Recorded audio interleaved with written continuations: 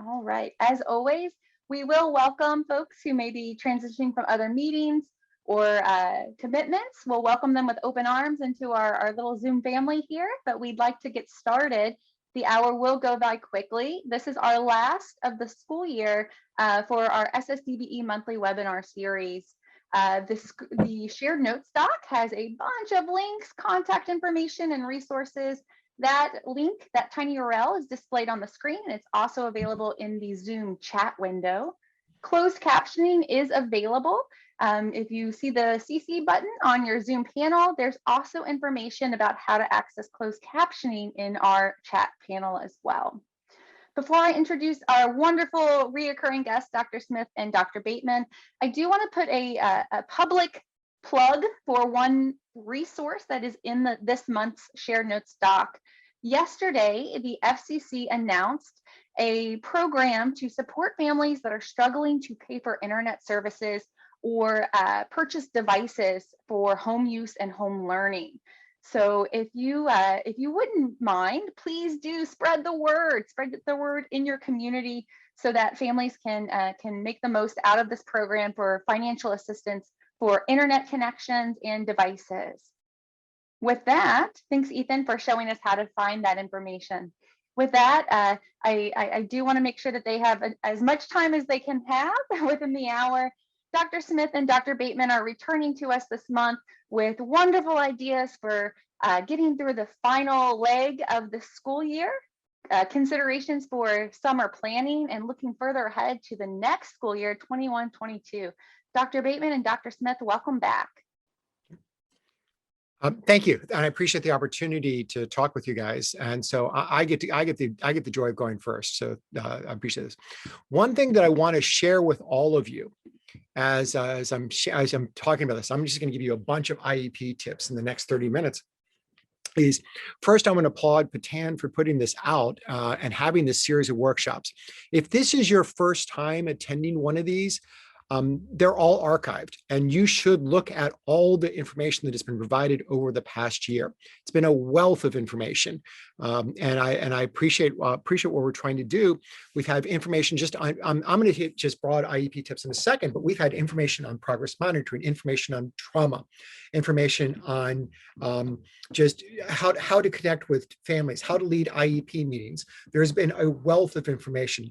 So I strongly encourage you to go back and look at the archives of what's going on and deal with this, because it's a wealth of information, and we're just doing our best to get this out to you. For those of you who don't know me, I'm going to hit a lot of things relating directly to IEPs. And these are all IEP tips that I have gathered, not just gathered, but just noticed with school districts all within the last, I'd say, 4 to 5 weeks.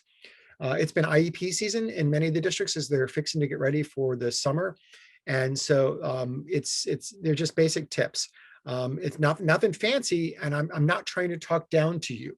I'm just trying to ground everyone with this so that we all have access to what's going on, and we all understand all the many roles that we have as a part of this. The IEP, for me, is one of the most important parts of what we're looking at. And so I just can't emphasize this enough. I'm a former due process hearing officer, and I work with school districts when they have been sued. And these are just tips to help establish a more collaborative working relationship with families, because that's the crux of what we're trying to do, is to work together with families to meet the needs of children eligible for special education related services. So I'm just going to hit a lot of these tips, and I'm just going to go through. So it's just a bunch. It's just a bunch. I'm going to hit this. I'm just keep going. But before I go, there's some things I want to talk about. Is just to remind you, I mentioned this last time we were together, is the last offering of a course on the essentials of IEP writing. It's a Patan course that I really do recommend. My students at SHIP took this, and they talk about it as one of the better parts of the class, in addition to me. But they talk about it as a very favorable thing. So I do want to push this out. It's a great thing, and it's free. It's a good part. Okay. Other things. All right. There are two. I've talked about this before. I'm just going to highlight this for you. There are 2 IRIS modules out there. One is geared more for teachers. One is geared more for administrators about their roles and responsibilities. If you're not familiar with the Iris Center, I recommend that you go there and just play around with their website, because all their modules are free. And they have a lot of training relating to just broad professional development on behavior management, on working with families, on collecting data. There's so much there. This would be great access for your school districts to have good, free, vetted information for your teachers to follow. What I do with a lot of school districts, and I think I'm doing this with the district next week, is the administrators go through the IRIS module that I authored on IEP development for administrators, and then we just go with questions from that module. So a lot of districts are using these as kind of tickets into the door kinds of things. More, okay? SPED Law blog, if you were looking for information out there on special ed law issues, I do this with 2 colleagues. This is, we try to keep people informed about what's going on. Anything good, bad, and different, we post up there. And then I've got a journal that's coming up probably at the end of the summer on just legal issues. So just pay attention to this one as it gets there. It's free stuff, all right? I also have a list of different IEP resources. And this is a wealth of information. I've tried to pay attention to just access what's going on out there from the IRIS modules, the various intervention centers, Progress Center, all these different things like this. And if you are members of the Council for Exceptional Children, I recommend this very strongly that you get your hands on the journal Teaching Exceptional Children from last summer. It was a special issue just devoted to IEP development. I co-edited that with Mitch Yell from the University of South Carolina, and it just basically takes from update on Andrew all the way to what you need to do about affirming and checking on placement decisions. So just articles very specific on that. So keep that in mind as we talk about this. Okay. So, all right. So let me just hit these tips and just kind of go through these tips and address these tips, because I want to make sure that you get some good guidance on this, in addition to the wealth of information that is already on the web. Just pay attention to this. So tip number 1, in order to make sure the eligibility team considers all suspected disabilities, this is their tip. Ask the parents and staff at the beginning of each eligibility meeting to list the 1 or more suspected disability categories the team should consider, and list those categories in the eligibility documentation, which is a classic check. Any category not listed was still considered but rejected as a possibility. The NORP that will be sent out following the eligibility meeting should mention that the specific categories agreed upon by the committee for consideration and the categories selected for identification. This simple approach makes sure that we preclude any discussions later that there was a different disability category that should have been considered. It's an easy get. It's an easy get, but just start the meetings with that. All right. Next, concerns about the disability. If there is a concern that a student has a disability, this is a broad thing, not just special ed. All staff, I want to emphasize the all staff, should be trained regarding the process of referring the student to a child study team or whatever term you have as a part of this. Staff in your building also need to know about the process so they can explain to parents the existing methods for handling a suspected disability. I mean, the general education staff are often the ones that parents go to because that's who they're in communication with. So we have to address this. If your child study team screens a referral and makes a decision regarding the need for evaluation, this action can forestall any later suggestion that your district failed to consider whether the student had a disability. If the team makes a decision that no special education evaluation is needed, you must provide a NORP making that determination as a part of this. Okay, next. 3, parent information. Here's a parent tip. And again, as I said, I'm doing this because I want to work with parents. I want parents involved, and I want to get the parent information.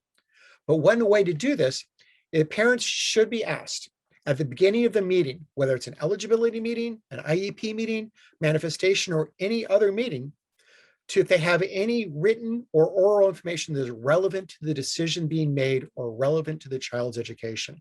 Start the meeting with that, right? Any information that is shared by the parents must be reviewed and considered by the team during the meeting. If the parent acknowledges they have information but refuses to share it, record that fact. Just make sure that's recorded. If the parents provide information at the end of the meeting and ignore the earlier request to supply all information at the beginning of the meeting, the team should quickly review the information to decide whether it changes the decision that were made. This approach will obviate, hopefully, the need for a second meeting. Keep that in mind. Next, an IEP is to be reviewed at least annually. You've heard me talk about this in some of the other sessions, but must be reviewed more frequently if the student is not making sufficient progress. Now that we're finishing up the end of the school year, it'd be wise for case managers and teachers to think about those special education students for whom they're responsible and determine whether there's a lack of expected progress. If there are concerns, the teachers may consider holding an IEP meeting with the parents to discuss any concerns and revise the IEP as appropriate. It is preferable, it really is, to address any concerns at an earlier time and revise the IEP during the year rather than waiting till the end of the year. So keep that in mind as a part of this, okay? Next, more. And again, these are all concerns I've seen just in the past few weeks.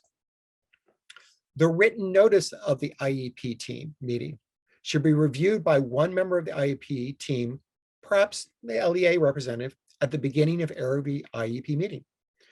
The purpose of this review is to ensure that the participants at the meeting on behalf of the school district match the individuals who are listed on the invitation as being invited by the school district.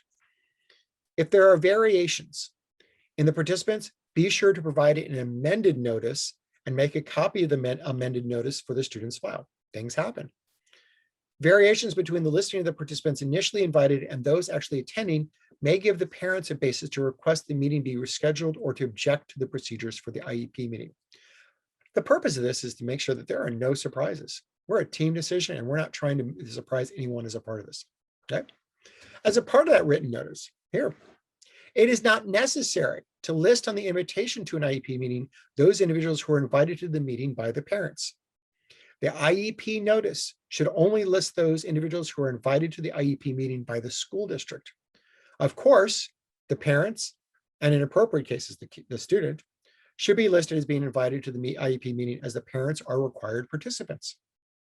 The notice should advise the parents of their right to bring individuals to the IEP meeting, any individuals the parents want. Keep that in mind. Okay, more.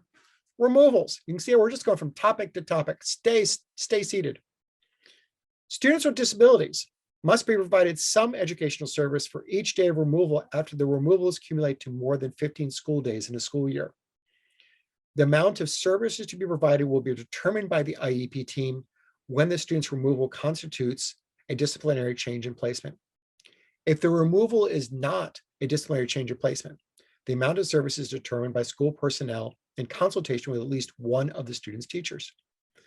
Please also note that the requirement that students with disabilities be provided services even during the first 15 days of a disciplinary removal in a school year if services are provided during the period to students without disabilities. Keep that in mind. Okay. More. Words to use. I've alluded to this before, but I'm going to say it again just because it's good advice. Okay. Routinely use the following words as part of an explanation for a particular decision made during a meeting. 3 words or 3 phrases. First, appropriate, individualized, and fully considered. Okay. If you should be able to use those words. And here's a hint, mean them when you say them. Truly mean them. Say to the parent, this program is individualized to your child. We feel it's appropriate and we have fully considered everything that you've asked. Fully considered, all right? Mean it when you say them. Remember, the purpose of the meeting is to discuss only the one student and not a group of students or a generalized program. Focus on the needs of the one student for whom the meeting was called. Keep that in mind. Okay. Next one, reading of the draft IEP. Oh God, I attended an IEP meeting not too long ago where they decided to read the whole draft. I've watched paint dry that's more exciting than this, folks. Okay, so here what we can do. Everyone has, we say at the beginning of the meeting, everyone has seen the draft IEP. Make sure everyone has seen the draft IEP. Make sure parents get this. Even if you can't get a full draft to the parents ahead of time, get them as much of a draft as possible. Maybe an 80% draft of what you've got or 90%. Get that to them. And then talk about the difference between what you provided and what the final draft is. Everyone has seen this. This is what you say. Everyone has seen the draft IEP provided in advance of the meeting. So we'll dispense with reading the draft verbatim. See how much fun that is? Instead, we will focus on discussing the draft of the IEP. Parents and staff, are there areas of the IEP that need to be modified, added, or deleted? What this does is this type of statement focuses the IEP committee's discussion of areas of disagreement or concern without wasting time discussing areas for which agreement exists. So you spend your time on the areas of disagreement and not on the areas of agreement, okay? So keep that in mind as we address this. But we're wasting parents' time. We're wasting school district time. Pay attention to what's going on. Yes, there's some obligatory things we need to go through and check, but don't go on everything that you actually agree to. It makes it easier, okay? More requests. Parents can request anything they want. Absolutely, okay? Our job is to determine if it's necessary as a team for the child to receive this request in order for the child to receive FAPE, okay? So what you say, so if you determine as a team from the school district that it's not necessary, so you can see, all right, say this, parent request, whatever it is. No, this is after you have fully considered the information, not just lip service considered, you have fully considered what's going on. And that's the important thing. You fully considered where you are with this. Say this, no, the IEP team will not add that service, goal, accommodation to the IEP. The service you have requested is not necessary for your child to receive a free, appropriate public education. Okay. You as a team are required to consider a parent's request, but you're not required to insert a provision into the IEP unless the team finds it's necessary for FAPE. I've got all sorts of examples of things where school districts have put things in without thinking about this. You don't need to engage in a lengthy discussion about items that are not required. Instead, just tell the parents no and move forward to completion of the IEP. Do not forget to give prior written notice about this and refuse what you're refusing. But just because a parent requests this or one of the staff members requests it doesn't mean it has to be put into the IEP. Is it necessary for the child to receive FAPE is your determining question, okay? More, next, okay? If a decision is made in the IEP process and the parents want to continue to debate the point, ask for inclusion in the IEP, make a following appointments, okay? I understand that you, the parents and school district staff do not agree on this point. We will be provided with NORP on this issue. We now need to move on to the next section of the IEP. Be sure that you document this. Our job as a part of this, and I'll allude to this in a few minutes, our job is to come to consensus. Often we can come to some consensus on at least part or most of an IEP. Very rarely is it the totality of the IEP that we can't come to consensus on. How do I know this? I get to go to the contentious IEPs. I don't go to the happy IEP meetings. So keep this in mind, all right? Next, 1 year. This is an easy one.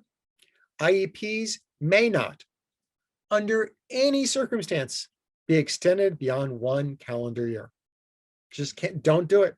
Just do not do it, all right? That's easy, move on, okay? Review, okay?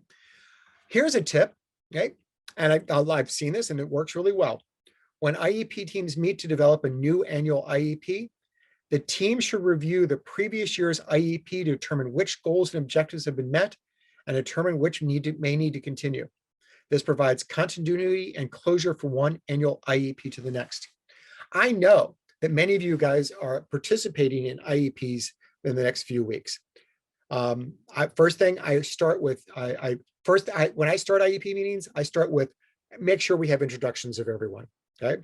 Second thing is I then turn to the parents and have the parents say, tell me about the child, because it grounds us that we're there to talk about a child and not there just for a paperwork requirement. Third thing is I go over, when I go do this, go over the previous year's IEP goals and see what progress the child made. And that kind of gives us some sense of where the child's functioning. Then I get to the PLAS statement. By doing that, I understand where the child is, where the child's been, and here's where we're going to go with the goals. But review this, all right? Next, mutually agreeable time. IEP meetings are to be held at a mutually agreeable time for the school district and for the parents. This is a tip that many of you guys are working on facing right now. Mutually agreeable does not mean that the time is agreeable with only one party. The time must be convenient for the school district and the parents. Please work with the parents.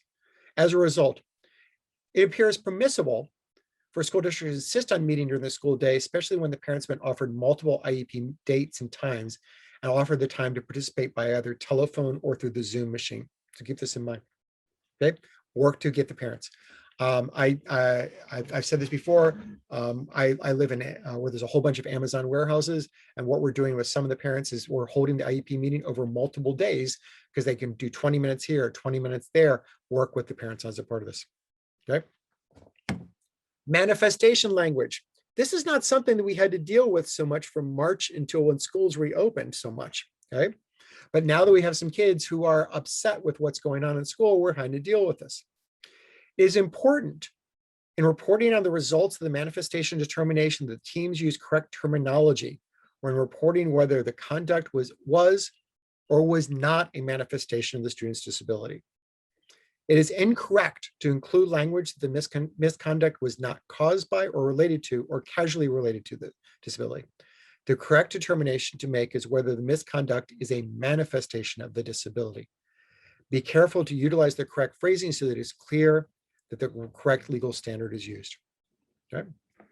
Next, okay, number of meetings. Here, the great thing about being in special education is we get to go to extra meetings. It's the joy it's the gift that just keeps on giving. Anybody at any time may request orally or in written form that a child study team meet on a student if the individuals suspect the child may have a disability.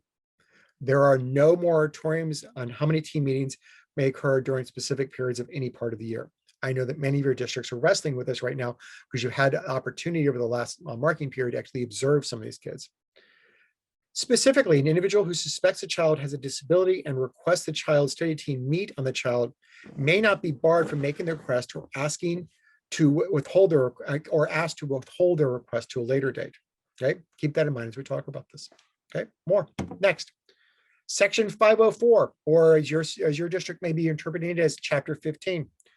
Students are not automatically eligible for Section 504 simply because they are determined to be ineligible for an IEP. Okay, keep that in mind. Second, about 504. Parents cannot choose between 504 and IDEA eligibility or having an IEP.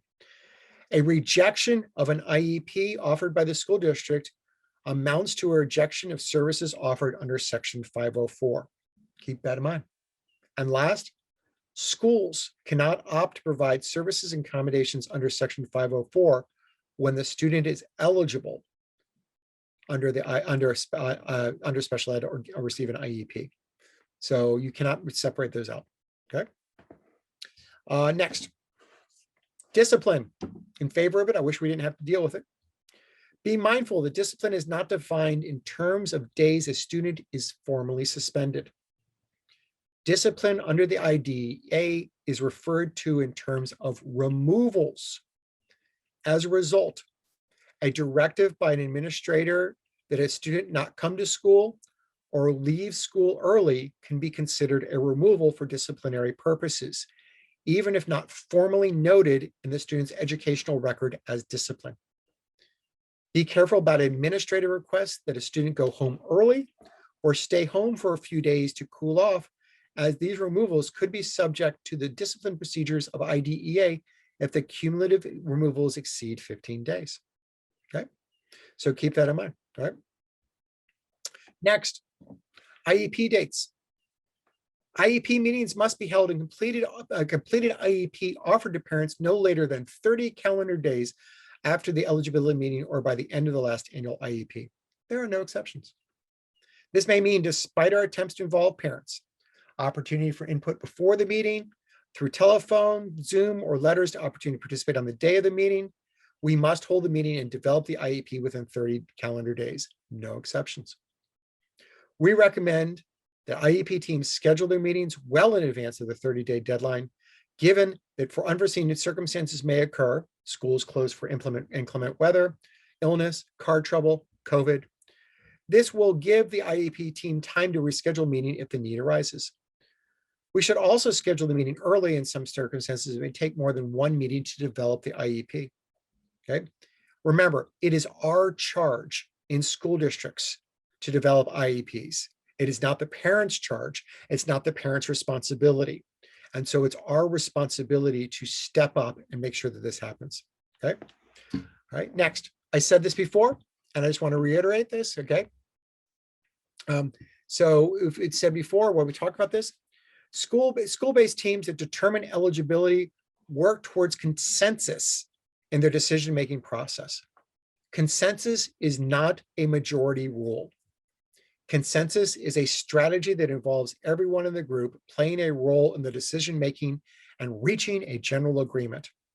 In order for it to be successful, it may be important to be open to compromise.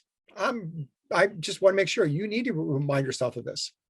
On rare occasions, a member of the team may not agree with the eligibility decision reached through the team's interpretation of the data. Whenever this is the case, and in Pennsylvania, we have that standard format for individuals, especially for kids with learning disabilities, when you check off that you don't agree. Whenever this is the case, the person with the dissenting opinion is to complete the dissenting member's conclusions in the eligibility forms. This allows the members to have clarity about where we are with this. Okay. Next. Yeah, come on. Should we keep going? No consensus. Sometimes a decision may arise where the eligibility team cannot reach consensus at the meeting regarding a student's continued special education eligibility or the student's continued eligibility under a particular category.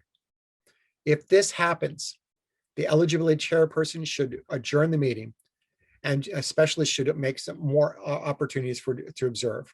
Okay. Or think about this. Sometimes disability changes or the kid is no longer eligible for special education. It does not necessarily mean that we need to do an immediate change in placement. For example, if a student with a developmental delay is not in their home school and mid-year they're found to no longer be eligible for special services, it may be best practices that the child remain at the same school for the rest of the school year and transition back to their home school at the beginning of the next school year. This allows for a smoother and more natural transition. In all cases where a student is found eligible, the IEP team makes the decision about services and placements. Okay. I'm going to skip down. I've got observations. An observation is now a required procedure for all eligibility determinations. Okay. The observation is to be conducted in the child's learning environment, including the general education classroom setting, to document the child's academic performance and behavior in the areas of difficulty. This has become difficulty as part of this, as many of these kids are, as we're participating in the COVID. Okay. The last one I'm going to cover is FBAs. Okay, what question I got just the other day. The IEP team is considered conducting a functional behavior assessment on one of our students since we feel we need to develop a behavior intervention plan. Do you need to have parental consent to conduct an FBA? And where do you get this consent from? Typically, we do need consent to conduct an FBA. Informed parental consent is required before conducting initial evaluation or reevaluation, including a functional behavior assessment if such assessment is not a review of existing data conducted at an IEP meeting. However, parental consent is not required before review of existing data as part of an evaluation or reevaluation, including a functional behavior assessment. Teams may open up an eligibility, print out the parent consent form, and then delete the eligibility. This should be keep this in mind as we talk about this. If you have a student who you are considering the need for an FBA and is not eligible for special education, can teachers do a broad FBA? We do behavior intervention plans all the time on kids. What you need to think about is the child might need to be eligible for special education and related services. The child's behavior rose to the level that you need an FBA. The child's not eligible right now. That's a warning sign of a red flag that's being waved in your face that you need to pay attention to. So I'm going to get out of this and just going to share. Again, my contact information is here. And I just want to let you know that I'm more than happy to answer questions and help as part of this. And I see there's some questions in the chat that I'll address in a few minutes. But I want to thank you all. Before I turn it over to Dr. Smith, I just want to thank all of you for the service that you provide for kids with disabilities. I truly mean this. Kids eligible for special education related services rely on effective teachers. We rely on effective teachers working collaboratively with parents to provide appropriate services. You're an asset, and I can't tell you how much I appreciate this. As if someone who comes from a family of educators, I'm proud to say that I'm an educator. I'm proud to say that I'm a special educator, most notably. So keep this in mind. All right. So I'm going to stop sharing here. I'm going to turn it over to Dr. Smith. Okay. All right. Well, it's almost impossible to follow David, but I'm going to give it a shot. And with that, David, since you're still there, can you see my screen? I can. Back to the Future. Great. So, folks, first of all, it's great to be here. Sean Smith, University of Kansas, who happens to be in Oberlin, Ohio, where it's just outside of Cleveland, home of Oberlin College. And earlier, it's a college and conservatory. And I was sharing with my friends as we got started that they were practicing downstairs, but they finished. But my daughter graduates this weekend, and it's close to Pennsylvania. So about as close as I've been through this year in sharing thoughts with you. And I've been blessed to be able to be part of this, very thankful to be part of this. And I want to piggyback on what David shared. I'm an educator, but also a parent of 4 children, one that's graduating, as I mentioned, for Oberlin, but also a son with Down syndrome. I also have family members, my nephew, I have a nephew with autism who's in need of level 3 supports, nonverbal, bright kid, has some challenges. And my sister, he's 8. They just had his end of the year meeting, triannual, as well as transition to a new school. And it was phenomenal listening to the educators and how they were so supportive of him and his mother. And so I can't thank you folks enough for all that you do. And I thank you for being part of this experience. And so what I wanted to do in the brief time in trying to follow in David's footsteps is go with a bunch of tech tips as we go forward into this next year, as I realize where many of us are still very much in this academic year. But what I thought I would do is tie together many of the things that we have found by requirement, by, oh my gosh, let's jump into the deep end when it comes to technology, or just by reality that we need it. Some of these technologies that are not only valid now, but also very much, hopefully technologies will become more comfortable with during the brief time we have over the summer as we go into next year. So with that thought, kind of bridging the gap, kind of looking back, but also to the future, hence the Back to the Future icon, I want to start off sharing a few resources just to get you thinking about it. First of all, this is one that I've shared in the past. It's School Virtually. And by the way, well, I'll get to that in just a moment. The School Virtually, great website that we created, or a website we created. I'm putting great next to it, but a website we created to think more about technologies that would be very useful, particularly within the framework of universal design for learning, aligning to a lot of what we're trying to do during the pandemic, but also relevant post-pandemic with a lot of the different technology tools. So David mentioned a special issue as well as some places to go to read about various things.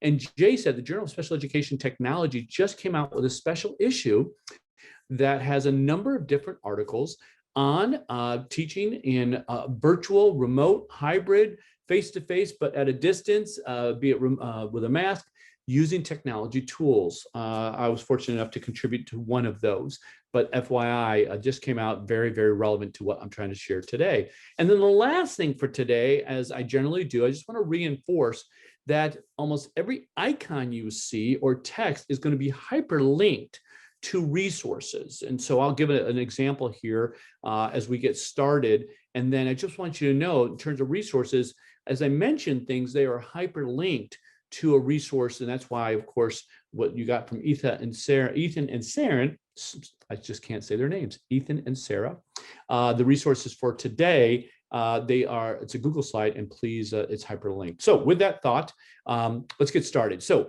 tip number 1. And we're going to start off with Iris. And I did not plan that, but David was reinforcing Iris. I'm going to reinforce Iris. And this is hyperlinked. I'm going to take my pointer turns into a finger. I won't go there because of time. But the Iris modules, oh my goodness, they offer so much information. But for example, they offer all this information about evidence-based practice. And to me, the practices we have done this year, the practices we did pre-pandemic aligned so nicely with technology. And the technology can improve the efficiency and the effectiveness, the empowerment. I could go on with the ease, but I'm going to go also with personalized, independent, and so much more. It's something that I see as a silver lining as I've been preaching with my students and the educators I've been working on this last academic year. But take some of these practices that we know work and align them with these technology tools that are increasingly becoming part of our lives. And oh my gosh, it enhances that experience. So tip number one. Tip number two, I know many of us have been inundated with resources this year, probably overwhelmed. But my hope is that you've found one or two places where you're like, gosh, they organize things quite nicely. Maybe it's the patent project. Maybe it's another element. But to me, the High Incidence Accessible Technology Center at Montgomery County Public Schools, right outside of Maryland, in Maryland, right outside of DC, has historically offered really good resources on technology for individuals with learning and attention issues primarily, but behavior, as well as students with more significant, because they apply, but they tend to focus on the majority of kids identified with disabilities and align it with technology solutions. Great resource. This is another resource, not another tip, understood.org. I love it. I've hyperlinked this also to a page where they offer a number of different resources. They've collected, they've synthesized, they've organized, and it's making it much easier than here's a list of 175 websites. That's not this. That is not this. Or here's a list of my 50 favorite apps. No, no, no. That's not this. This is much more purposeful. I'd urge you to find those resources and utilize them. Number three in terms of my tip. Many of us are already there and you're like, Sean, text-to-speech. We've been using text-to-speech for years. Awesome applesauce. Text-to-speech, I hope, it's regardless of device. We can do it on our iPad, on our tablet, on our Chromebook, on our phone, on our computer, on our desktop. It's there. It's become much more prevalent. It's sitting in our browser window. Use it and use it with our students. It allows for that independence. It allows for that building of fluency, building of comprehension, phonemic and decoding as well. There's so many elements there. And as a reminder, it highlights that text. It highlights the word. It highlights a paragraph. It reads it out loud and so much more. So text to speech to me, and of course it comes in so many different shapes and sizes. This is the read write for Chrome that offers so much more than that. And of course that tool will sit there on any document you open in your browser, et cetera, et cetera. But you know what? Text to speech is so much more than text to speech. So for example, and I'm going to reinforce this later on as well, the Read Write text-to-speech app, it actually allows you to take notes. I shared that earlier this academic year, but I can now do note-taking using my text-to-speech tool. So now it's organized. And by the way, they embed Cornell notes. They embed other templates. So it's not just simply grabbing text, it's grabbing text with a purpose. And I'm doing it within my text-to-speech tool. So it goes so much more than just simply text-to-speech. Oh, and of course it does vocabulary and a number of other things as well. Now, also remember, it's just not read write. I mean, Snap and Read, there's some free ones, there's some for pay ones. Snap and Read is a for pay one, but the wonderful thing about Snap and Read is that Snap and Read also levels your reading text. It doesn't give it as much as some other things I'm going to share in just a moment, but it will take that text that's a little bit more complex and translate it to a lower reading level. So text-to-speech is becoming much more, first of all, available. It's very universal in its availability, but also its features are adding on more and more and more. And by the way, Microsoft has jumped into this. This is going to be something that will just basically be part of our reality, regardless of pay, very, very shortly. All right, number 6, of course, we're talking about text-to-speech, digital text. And I know many of us, with the devices we've been using, we've increasingly said, oh, well, we'll use this digital text resource. Oh, well, we'll use this digital text resource. Of course, they're not all equal, but hey, we're amongst friends. We have a child with an IEP. We have a child with an IEP that has reading challenges. Majority of IEPs. Good, Bookshare. It's yours. It's yours for free. And they're almost there. There are almost 1 million free digital resources, textbooks. And by the way, if it's not there, go online and ask for it to be there. Probably by the next academic year, we're here in mid-May, maybe into the September, they'll get it up there for free. You want to read William Shakespeare? Great. You want to read Charlotte's Web? Great. You want to read, get back to your textbooks or essays or poems? They're there for free. And Office of Special Education Programs have invested our tax dollars into this, and their directors have said, if I have a reading challenge and I have an IEP, this is for free. There's paperwork to fill out. Okay, please, please, please. If you're not using Bookshare and you have a child with a reading challenge and they have an IEP, please do it. Please do it. And by the way, home can use it as well. Of course, digital books themselves come in all shapes and sizes. I love Tar Heel Reader. It's grown tremendously over the pandemic. They've added several thousand more free books. You can create your own book. You can access the library of free books. You can align your lesson plans, which they help do for you, for the alignment of reading and, of course, what they have to the lessons. This was created for non-readers. This was created for kids with intellectual disabilities, kids with autism in need of more extensive supports, and yet it can be used across the grade level, across the continuum of students. This is just one of several out there that you can create digital books. All right. Number 8, digital books are more than just reading. I can do my writing. Pictello is a perfect example. It's an app. It comes with word prediction. I can start writing out what I know on pages that will turn into a book. I can add in audio of what I know. I can illustrate what I know with images. I can insert video of what I know. And it then saves it as a page on a book. And then, of course, pages on a book, it turns into its own book.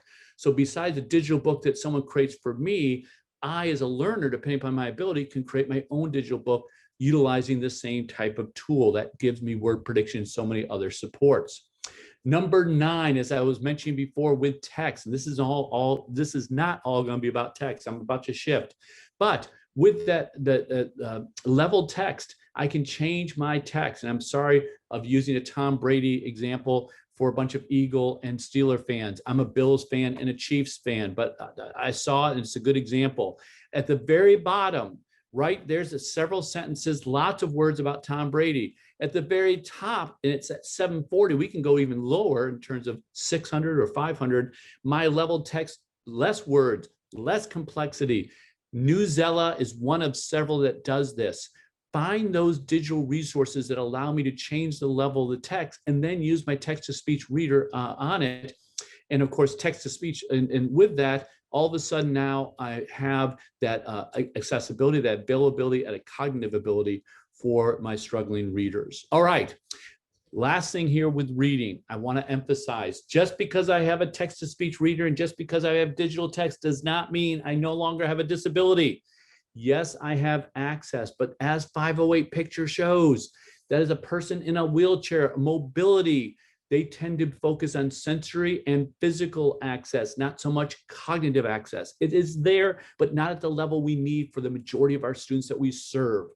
So just because someone says, oh, now it's accessible, does not mean it's effective, appropriate, and meaningful for our learners. We need to do more than just simply giving them these tools. Okay, just want to, that was a little bit more of a sideline. All right, number 11, let's get into writing.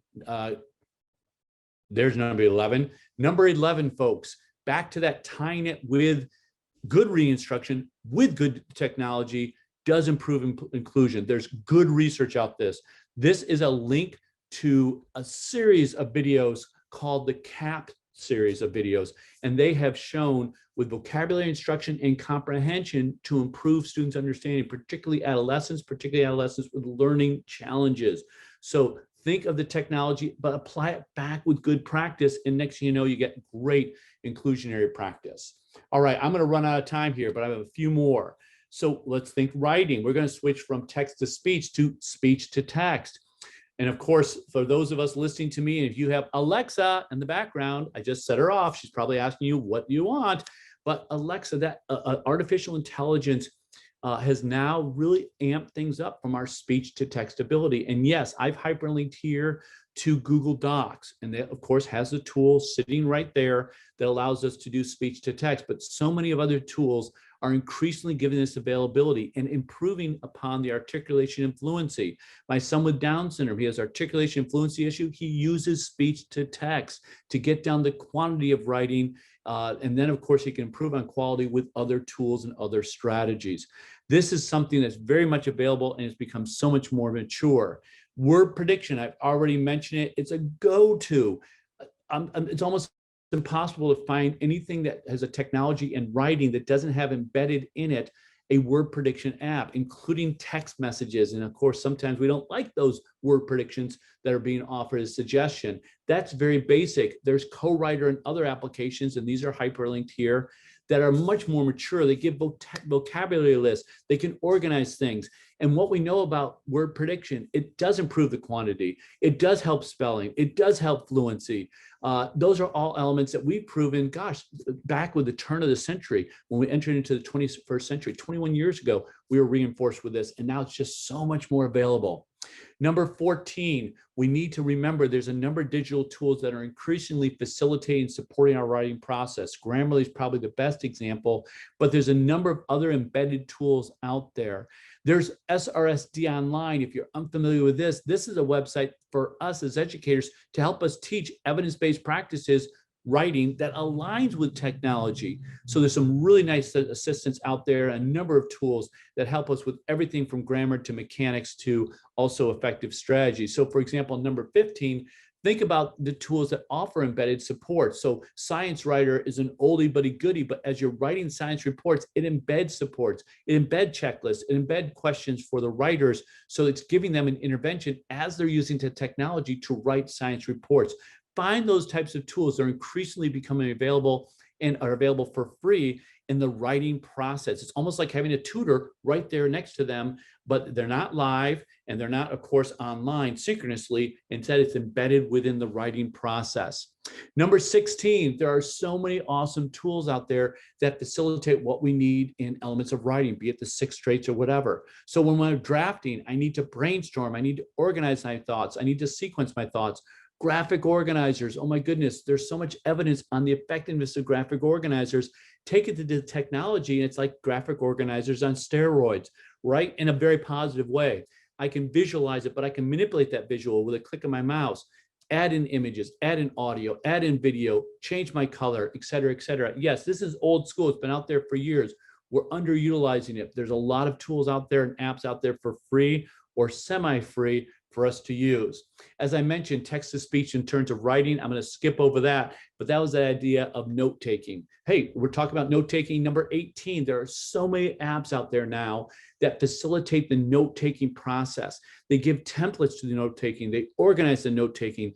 They help the student understand what they should be taking. And once they take down the notes, they organize it for study purposes. And by the way, it's just not entry by text.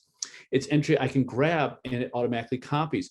I can speak, it automatically takes notes. I can listen, and if someone's talking, it will take those notes. A variety of apps doing a variety of different things. I have this link to Understood's website. Remember, it's one of my favorite resources for learning attention issues. And they have a nice job of 11 apps for note-taking. So I can really improve on not only my reading, but aspects of writing with that included. Now, I've been pushing this since the pandemic because so much of what we're trying to do is facilitate engagement amongst our learners. But we're also, prior to the pandemic and during the pandemic, we've also been trying to do collaborative writing. There's a class-wide peer tutoring, which is an effective approach across K-12. There's peer mentoring. There's a number of elements we're trying to do to facilitate that peer in the classroom or peer that's afar that we're trying to facilitate in their engagement via video conference like we're doing today. So here's a hyperlink to Matt Miller talking to us all about student collaboration through the writing process. Of course, many of us use Google Docs for that purpose, or we could use Google Slides or other real-time applications. Alice Keeler gives us a number of different ideas. And the beauty of it, it's engaging, it's supportive, it's interactive. And of course, as I mentioned, with that peer interaction. Now, in terms of that, the success elements, I'm adding to this things like Padlet, Jamboard, Explain Everything. These are all hyperlinked to those resources. They all offer real-time, but also asynchronous collaborative functions that students can benefit from. We can get on as educators and observe. And again, they try to reinforce those elements. And of course, we can add in our own templates. We can add in our own supports. We can embed elements that as educators to assist the individual as they go through that writing process. So it's even more than collaborative. It's also shared, supported, directed, etc. Number 21. Of course, we need data. Increasingly, I mentioned this in previous presentations because it's one I'm very familiar with, but we need to find tools. And Pearson and other learning management systems offer this when it comes to writing. So our content management systems that offer writing do this. And that is they offer a data collection process, be it progress monitoring or similar tools to be able to not only automatically score a student's writing, but place it into a dashboard for us to make decisions.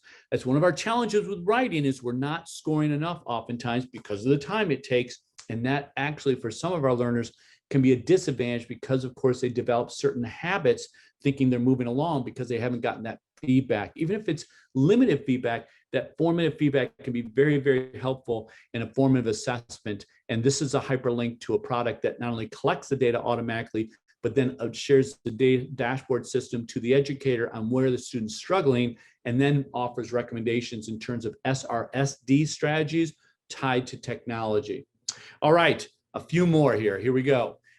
Progress monitoring. If we're going to mention progress monitoring, we need to mention the progress monitoring library of sorts that gives us a whole list. This is hyperlinked. Click on it, you go there.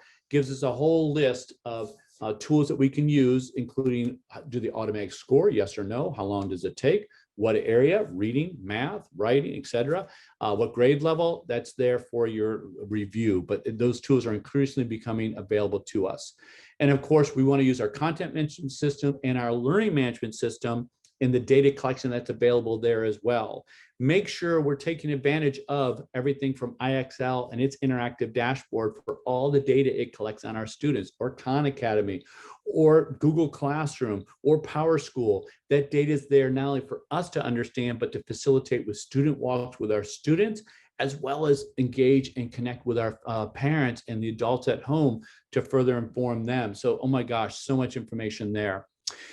All right. Oh, and dashboards, I just jumped ahead there. So good. And of course, a picture is worth more than, it's oh my gosh, pictures in terms of the visualization of data to motivate and engage a child, to show where that progress is going, to be able to target where their growth has been and where you're trying to get to be able to communicate that to a parent or an adult in the home to help facilitate where they can be further engaged. Oh, and by the way, the beauty of these dashboards is I can go from a pie chart to a graph to a plot chart, click, click, click, as easy as I would like to. So I'd urge you, is with the data you're collecting in whatever system you're using, be it an app, be it learning management system, be it content management system, get comfortable with the dashboard that you're using and the data that's available to you, the powerful tool that can be beyond this pandemic as we go forward. And for example, for me, using Google Forms can be huge because, of course, it's free. I can preset it. It automatically scores, automatically provides the data to me, and of course, that whole dashboard function. I'm sharing this with you. It's free. And by the way, here's a video. I've shared her in the past. I love her because she walks you through all these different types of how-tos. She does a wonderful job with Google Forms. The Cult of Pedagogy does a really nice job also. This is another resource that helps facilitate this whole idea of assessment with digital technologies. So I'm going to jump ahead here, okay, in terms of kind of tying into some of the things David shared. And by the way, I think I have about 50 tips and tricks for you to take a look at. I'm not going to get to all those. But what I wanted to reinforce is that parent or the adult in the home, and we've been talking about that IEP earlier, that David offered, and I'm scribbling down notes as he goes along. And it's like, David, call my sister. Oh my gosh, this is awesome. But anyways, that parent collaboration, I know we have wanted to, and we have done such an awesome job of trying to interact with individuals in the home and try to support them as they support their children. But I really believe that this past academic year and some of the tools and some of the ways are ways that we can really facilitate, as David mentioned, with the Amazon employee and the ability to do remote meetings. This is something that's going to go for the future. So one aspect, and I urge you just to kind of that reflection as you go forward, is how are we using potentially the adult in the home as the learning coach. Now, I've hyperlinked here to a number of different ideas that online learning has been doing for years. And it's something that I strongly believe in is how can we empower the adult in the home and the parent who's overwhelmed, who has other siblings, other children, who is working 40 plus hours a week. I totally appreciate that. But how can we help them in what we do when they have the minute, when they have the few minutes to be able to facilitate and be able to support online learning, hybrid learning has ideas for that. Reflect on that. That's where if we have a few minutes over the summer. And also is reflecting on how have we enhanced and facilitated the use of the tools that are available to us in that communication between school and home and school. If we're still using that notebook, I'd urge you to ask why. Now, I have a visual up there of the Google Classroom, because to me, the learning management systems, they embed so many of the tools, but also the processes. So we post something for our children, we can automatically have it sent out to our parents. I get this for my school-age children. I live on it. I can connect and see the assignment. I can see the directions. So when my child is frustrated with that, and my child is actually frustrated, she's still fully online based on her choice. I'm working with her because I've seen the directions. I can see what the assignment is. I can see the expectations. Increasingly, from the instructor's perspective, they're sending out one message and it's coming out in several different formats. So it's going out one way to the child, another way to the adult in the home, and it's sitting in the learning management system. So for their purposes, it's much more efficient, and they're getting out and communicating to a much greater group of individuals, and they can do it in a variety of different ways. I'd urge you to really maximize that. And in addition, I can post in examples, back to the examples I was mentioning just a moment ago. As the adult in the home, I can watch the video for the instructions for that assignment. I can understand what you mean by that weekly check-in. I can take a look at however else you've identified things. I can look at the grade book and click on the assignment, understand the assignment, the video of the assignment, and then work with my child on what's necessary there. Utilize those resources and then empower the adults in the home to further facilitate that when and where they can. And the other thing I'd urge us to reflect on with the technologies are what are ways that we can further support and empower parents to serve as that support person at home. Are there videos that we can create, audio files we can create, suggestions we can create, tools we can create or have out there that then we share not only with the child to facilitate what we're trying to empower them with, but also the adult at the home? What are you talking about, Sean? Well, maybe it's a strategy that we're trying to teach this child so they can use across all their content area classes or all their grade level classes. And we spent some time making sure that they understand how to use this interactive graphic organizer or this graphic organizer. Well, great. Wouldn't we want to create some tools to support the child and their ongoing use of it? Maybe some reminder videos, maybe breaking down the steps, maybe some prompting videos, video modeling, really effective. But wouldn't we then also share that with the adult in the home and maybe the paraeducator that's working with the child and the other educator that's working with the child? The list goes on and on and on and on and on. All right. And then finally, I'm going to end up here because I've run out of time. But think of the fact that with the IEP process and what we're trying to do and the technologies we can use, oh my goodness, regular check-ins, sharing of data, proactively planning, the host of things goes on and on and on. I'm beyond my time. I wanted to get into the map process and things of that nature. I've run out of time. So thank you very much for being with us this academic year. For those that are just joining us today, I have some resources there. Again, it's hyperlinked. My email's there as well. And I just thank you very much for this time. So. Thank you, Dr. Smith, and thank you, Dr. Bateman, as well. We are coming up on the 4 o'clock hour. The attendance link is being displayed as both a link and a QR code. That link is also available in the chat window for you to grab. A few things just to wrap up. We said it before, and Dr. Bateman and Dr. Smith gave us so many ideas for the months ahead, the summer, and looking into the 21-22 school year. We will not have an SSDVE monthly webinar in June or July, but obviously there are tons of resources and tons of things that you can continue learning from both today's webinar and all of the materials that we've collected in the shared notes and our Schoology course online, which is linked in that shared notes doc. We are in the very early stages of planning for 21-22 ourselves as a SSDVE team, and would love your input specifically about maybe getting together for some back to school professional learning in August. In the attendance form for today, you'll notice a very brief section just to get your ideas and interests for that. But I think as we close, what we'd like to leave as a parting idea for SSDVE's monthly webinar series for this school year is that post-pandemic, post 2021 school year, virtual learning and hybrid learning, we know, are here to stay, regardless of what the next school year brings. And as Dr. Smith is always so articulate to remind us that there are so many opportunities and resources and tools available to support learners with digital and virtual solutions, that we would be remiss if we close the book on them and try to return to normal. So we hope that this webinar series and today's activities gave you new ideas for making use of digital and virtual tools and environments, and that we see you again as we head into the summer and into the next school year. So SSDVE will not be going away at all. And we hope that we continue to be able to offer wonderful learning opportunities and resources and supports as you continue to innovate and reimagine what's most what the best opportunities are, and how you can support your learners, not just in-person instruction, but virtual as well. We will keep the Zoom open for just a few more moments to make sure that you are able to grab that attendance link. If you have any issues, please let us know in the with the chat window. The PowerPoint presentations used today, we do link those in the shared notes doc. If they're not both already linked, those will probably be linked within the hour or so. And we do make sure that those are available in the Schoology course. So again, thank you to Dr. Smith and to Dr. Bateman for joining us monthly over the past year, and we look forward to what the future holds. Have a great afternoon.